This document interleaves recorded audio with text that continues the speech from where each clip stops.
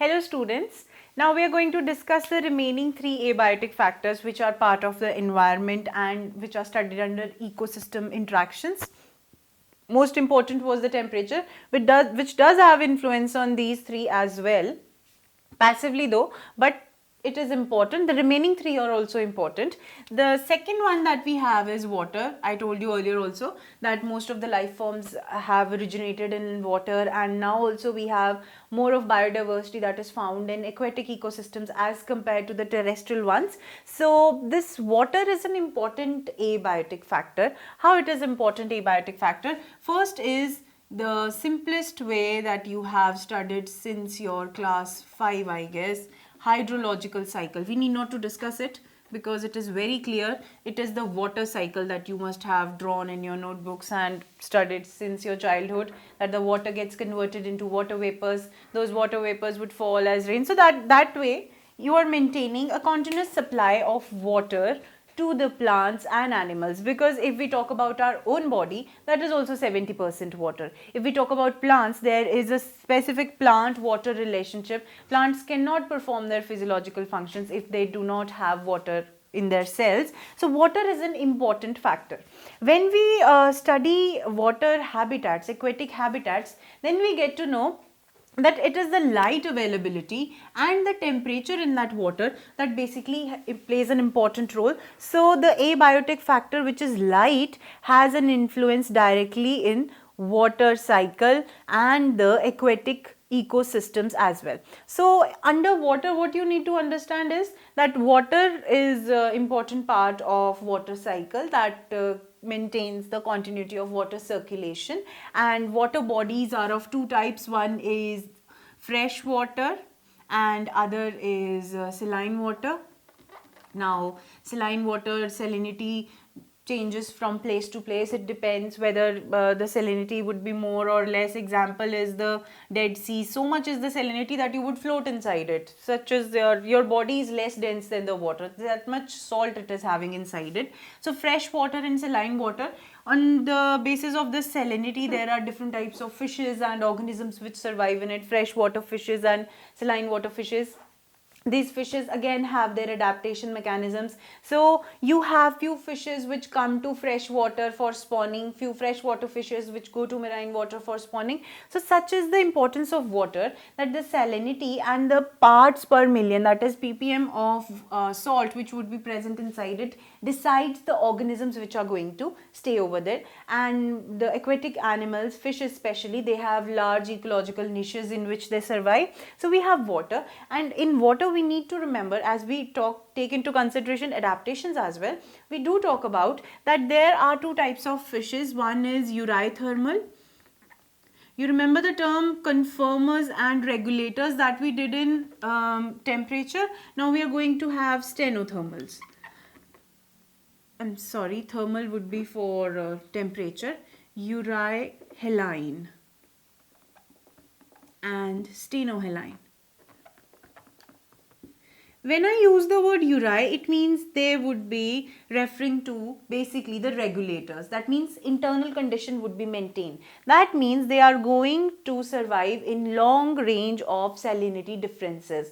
These are conformer fishes. Alright, regulator fishes. And stenohaline, they cannot regulate their internal temperature. So internal temperature as well as salinity. So they would be stenohaline, and they are basically the conformer fishes. So water also has adaptive influence over the organisms. Now come to the next major one, that is light, major abiotic factor, and it does influence the abiotic factor water to a great extent. Let's see how does it influence.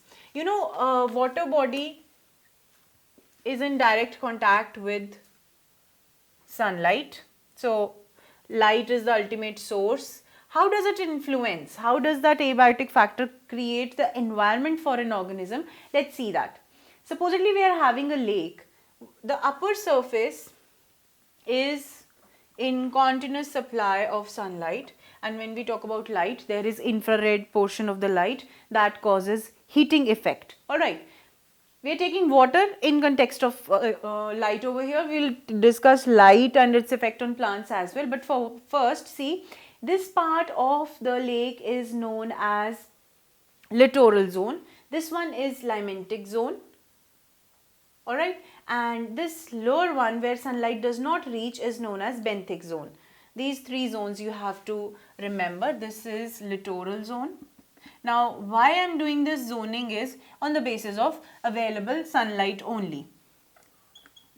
This is limantic zone where the sunlight, the open surface of the lake. See, these three zones are here. This part has submerged plantation as well. Vegetation would be over here. Few plants would be over here growing, submerged ones, because soil is available. It is somewhat marshy region. This part is open and it is rich in the availability of sunlight. This is known as limantic zone. You would find all type of vegetations. By all type I mean phytoplanktons would be over here. Phytoplanktons would be growing in abundance over here. In this benthic region, there is no supply of light. This is the dark region. You might have heard that when we go under ocean 1 kilometer, almost 1000 meters, there is no sunlight over there. That is all dark area. So this region is benthic. When sunlight is not coming, all you would find, all the organisms that you would find would be those which have bioluminescence inside them, and they would be chemoautotrophs. So in ecology, we don't get into those chemoautotrophs. We are mainly confined to plants and animals at a gross level, because I told you in the beginning, this is a conceptual study. We don't get into basic biological, cytological compositions. So this part is going to be rich in the ecosystems. This entire is ecosystem. This part is going to be rich in biotic communities. Now, why it is rich in biotic communities? Because it is getting sunlight over here. The organisms that would take sunlight and form food would be known as phytoplanktons. On that phytoplanktons, few of the fishes would be feeding on those fishes, other fishes would be feeding. So you see that it is the availability of light which is deciding how much of biotic communities, how many biotic communities would survive in a given zone. This was the influence of light on a given water source. Now let us see the influence of temperature as well.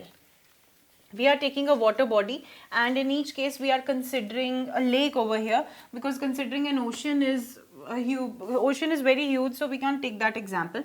Supposedly this is a lake. The upper region is in continuous supply of light again. Alright, so this gets heated as well. The upper region is known as epilimnion, and the lower region is known as, which does not receive light. Obviously that water would be quite cold as compared to this, because the heat would not reach here. Light is not reaching. How can you imagine the heat would be reaching? So we have hypolimnion over here. We're talking about temperature. These are for temperature consideration. This would have a higher temperature. The warm water would be present over here, and this is the cold water. Now, you know that in survival in cold condition is difficult as compared to survival in hot conditions. So this warm water provides the best possible condition for survival of various organisms, and this layer has been shunned by most of the organisms because surviving over here would be difficult. First thing, light is not reaching over here. Moreover, temperature is also low, and in between we have a layer that is thermocline. That this layer has almost equal in temperature, that is transitional temperature between these two, and it happens to be very thin. I drew this distinction just to make you understand that such is the layer, and thermocline is very small layer. This is the lower temperature, this is the higher temperature, and in certain conditions what happens, the lake water, when it moves, if it is mobile, then this thermocline integrates itself into epilimnion and hypolimnion. Both of them come in close proximity to each other, and we have life forms which grow in this layer as well. So you see, maximum biotic communities are surviving over here. This is the lowest part, so there would be least biotic communities. So water body's ecosystem is somehow affected by the light. Next, we are going to talk about terrestrial ecosystem. In that, light has yet again very important role to play, and that is very easy, and that must be on your tips, that light happens to be the ultimate source of photosynthesis. The photons would bring the energy to the plants, they would take up and form the glucose inside their leaves. So light has an important role to play in the productivity of a particular plant. Now when we talk about light, we know that sunlight is not just the visible light that we see. Sunlight is further divided into a huge spectrum, where we have infrared rays which are responsible for heating up, where we have ultraviolet rays which are not visible to common eye. We have the visible spectrum, that is the white light, which has an important role to play in the photosynthesis. White light has further 7 colors. You might have heard about VIBGYOR. You have seen a rainbow, that is white light breaking into its spectrum. Easiest example is a rainbow. VIBGYOR is the arrangement violet, indigo, blue, green, yellow, orange and red. Out of these, blue and red lights are being used by the plants to make the glucose. So white light has a very vital role in our ecosystem, because ultimately the ultimate source of food would be plants, which would come from sunlight. Alright, then I'm saying it again and again, in a terrestrial ecosystem, source of food would be plant, and in an aquatic ecosystem, that would be phytoplanktons. So somehow soil is also an important abiotic factor, because you might have read that every plant takes all the minerals and nutrients. If we are talking about photosynthesis, that takes carbon and oxygen from the atmosphere, but what about the basic components of a plant body, the basic minerals that it needs, like nitrogen, that has to be taken from soil, other minerals like sulfur and all. Soil would be the reservoir from where it is going to take all the resources. Basically, water would also be coming from plants through soil only, because they don't know how to absorb the atmospheric water. So soil is also an important abiotic factor. We have various regions of soil that we study. We have different types of soil. Few soils are suitable for different types of varieties of plants. Other soils favor other type of vegetation. So we have soil and the type of soils on which the plants are dependent for their survival as well. So soil also happens to be an important abiotic component.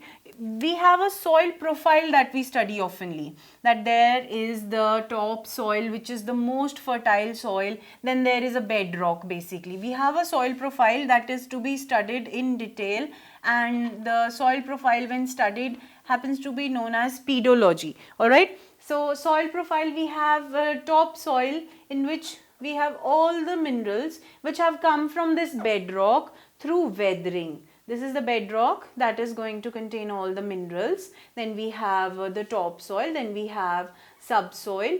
This region is going to have all the minerals which the plant would take up through its roots and integrate in its physiological functions and form the basic material for food, for various food chains. So basically it is the soil through which the minerals are coming and are taken up by the roots of a particular plant, and then it would form the starting material of a particular food chain or a food web. So you can surely see that soil also has an important role to play.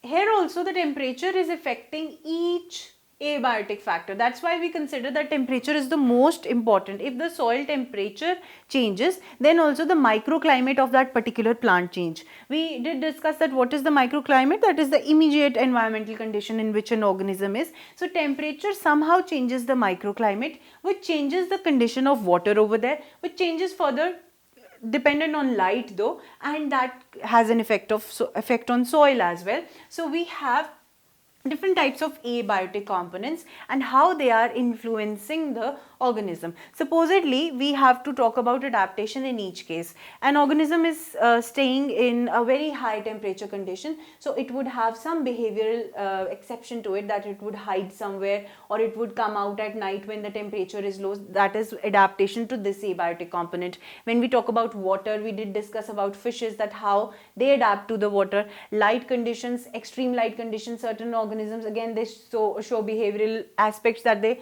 hide in when the light is more, as in the case of owl and bats. And when talking about soil, if the soil salinity is high, the plant will have certain adaptations.